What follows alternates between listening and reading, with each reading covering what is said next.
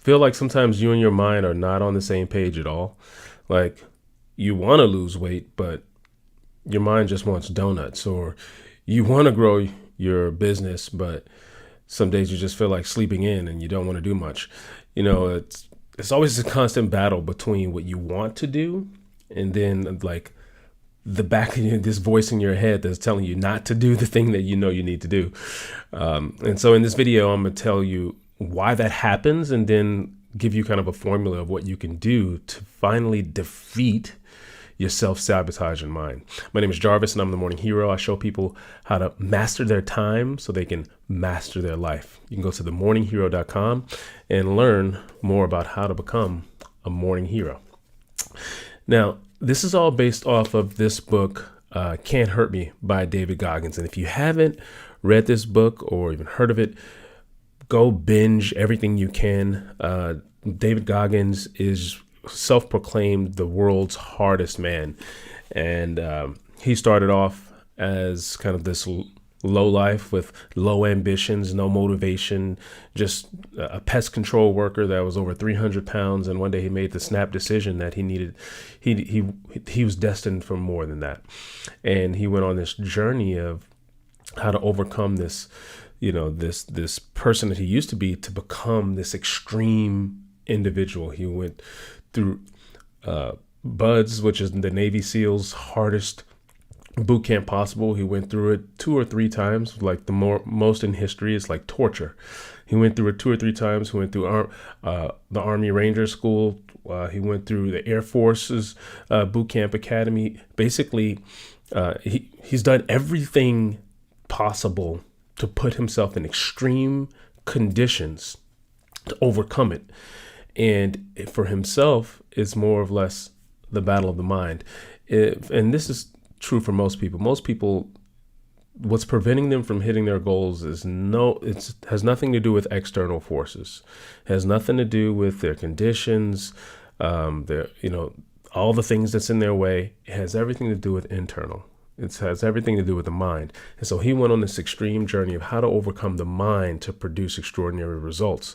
And since then, he's gone on to set, I don't know, I can't remember how many world records, but like the world record in number of pull-ups, the world record in like distance run. And now he runs these 150 to 200 mile races nonstop, all because he knows how to control the voice in his head.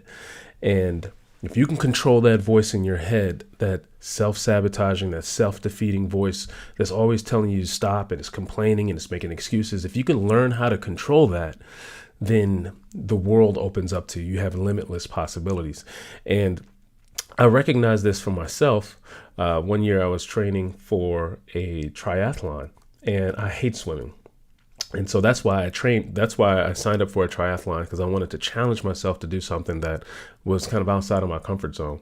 And so I started to train for swimming, and I get in the pool, and the first day I'm like, okay, I'm watching people go back and forth, and I'm like, okay, this looks pretty easy.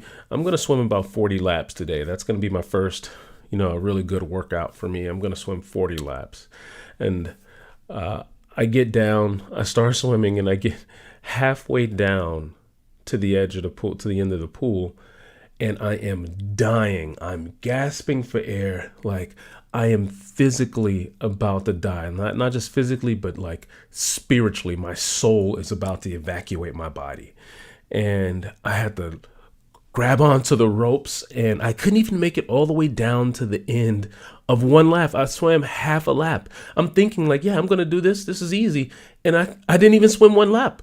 And so I kind of crawl my way. I pull myself down to the edge of the pool, and I get out of the pool and I look at it like with this look of disgust, like, what the fuck? And so I get back in and I try to swim. This time I actually did make it down to the edge, to the end of the pool. I swam one lap. And I did that for about a week straight, swimming one lap at a time. And I'm just, by the time I get to the other end of the pool, I am dying. I'm like, I don't see how I'm going to make this triathlon. There's no way I can do this. Eventually, I got up to about 2 weeks into this. I was swimming 2 laps at a time.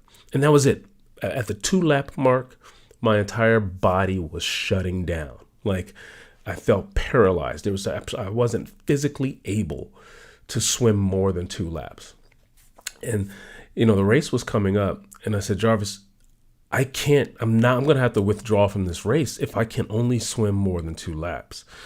And that day I went into the pool. I said, you know what? I am not stopping. I don't care what it takes. I don't care if I drown at 3 laps. I am swimming more than 2 laps today. And so I get in the pool and I'm swimming. I swim down 1 lap. Okay, I'm feeling good. I get to 2 laps and I was okay. All right, I don't know if I can do it. This is where I normally stop. Jarvis, you got to stop. You're not going to make it. And I said, you know what? No, I'm not stopping. So I swim past 2 laps. I get to 3 laps. I get to 4 laps. I get to 5 laps. That day I swam 27 laps. I went from almost dying at 2 laps to swimming 27 laps. There was no difference between between the previous day where I was going to die and I couldn't make it no more than 2 laps, and the next day where I made it to 27. The only difference was my mind. And that brings us to the very first point that David makes in his book, Can't Hurt Me. He calls it the 40% rule. And that rule states that whenever your mind, at the first instance, your mind tells you that you need to stop, you're really only at 40% capacity. And what he says is that if you can fight through it, you'll realize you actually have way more capacity in you. And most people quit way before they're physically able to. And that goes for everything. Like whenever that little voice, that little birdie in your brain says, no, you can't do it. You're too tired. You don't have time. You actually do. Your brain has just got this safety mechanism that kicks in right at the 40% mark. And so if you could realize that, you actually have way more capacity to do way more. And if you could tap into that by just shutting down that little voice. And so that was the first thing, is that every time your brain tells you something, that you actually have you're physically able to do way more than you think you can do. And this is this law of the 40% rule. So how do you start to shut down your brain? How do you shut down that little voice so that you can fight past that 40% mark? And this is one of the unique things that David talks about in this book. And it's based off this principle of that you are not your mind. You have a mind. Just like you have an arm, you have a leg, but you're not your arm, you're not your leg, you are not your mind. And if you can understand that, you can start to distance yourself from the thoughts. And this is powerful, to know that whenever a thought comes up, that's not actually you. You can almost think of it as it's a separate being. In fact, David, he personifies that voice, and he's a little extreme. He calls his voice a little bitch. And so whenever he hears that voice says, you're tired, he's like, that's not me. That's that little bitch. Shut up, little bitch. I'm doing this.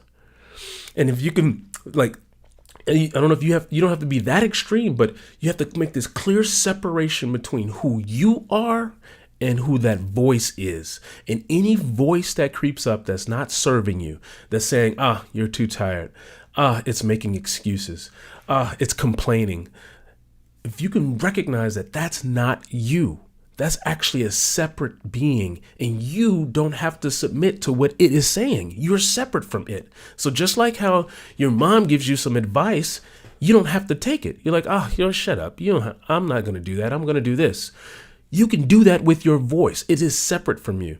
And so the way I like to do it is give it a name. Name it. Since it is separate from me, I'm going to give it its own name. My little voice, that little voice in my head that doesn't serve me, his name is Rufus.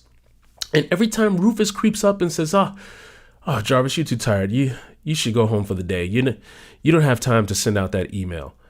I'm say, hold up. Is that me talking, or is that Rufus talking? Rufus, shut up. I'm staying a little later so I can get this email out. Jarvis, you had a long day. You deserve a break. You know, just curl up to the TV and watch some TV. You deserve it. Wait a minute. Is that me? Or is that you, Rufus? Rufus, is that you? Shut up. I'm going to the gym like I said I was going to do. Like, give your little bitch a name. And now you start to create some distance between you and it. And the moment you give it a name and know that it's separate from you, you can talk to it. You can tell it to shut up. You can tell it to go sit in a corner. And then you can actually fight through that voice, fight through that resistance to do and serve and show up the way you need to do, serve, and show up to satisfy your goals. And if this blessed you, if you got, leave a comment below or consider subscribing, because I go live every day, just putting out little tips, bits, and wisdom like this. So let me know what you think of it, and let me know what you think about this book. What's one of your biggest takeaways from this book? For me, is the law of the 40% rule, where every time you hear a voice, you got about 60% capacity left in you. So keep going. And if you need to, create a name for that voice and tell it to shut up whenever it starts to get in your way. All right, heroes. Hope this helps you. Until next time, this is Jarvis encouraging you to do more, be more, and achieve more than you ever have before. Now it's your turn. Go out there and save the world. And I'll see you in the next video.